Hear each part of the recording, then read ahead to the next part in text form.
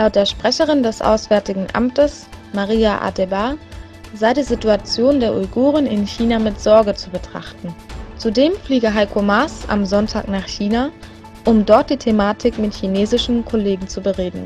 Im Dezember soll ein Treffen zwischen China und Deutschland stattfinden. Dabei sollen vor allem Menschenrechte debattiert werden.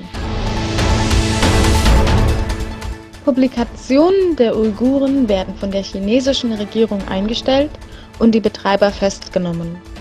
Neuesten Erkenntnissen zufolge wurden Akteure des uigurischen Verlags Kashgar verhaftet.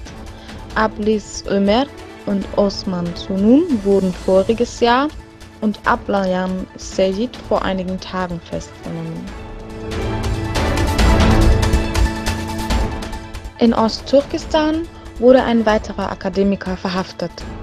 Der stellvertretende Vorsitzende der Akademie der Sozialwissenschaften, Gayret Abdurrahman, wurde aufgrund seiner Übersetzungsarbeit an dem Werk Flammende Gesellschaft von den chinesischen Polizeikräften interniert.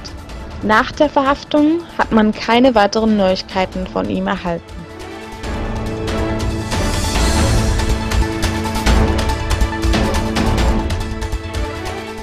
Die Vereinten Nationen verkünden von steigenden Flüchtlingszahlen der Venezolaner auf 3 Millionen.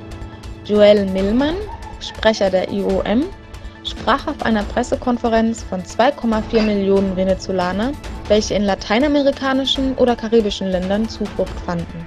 Als Quelle gab er die internationalen Migrationsbehörden und weitere an.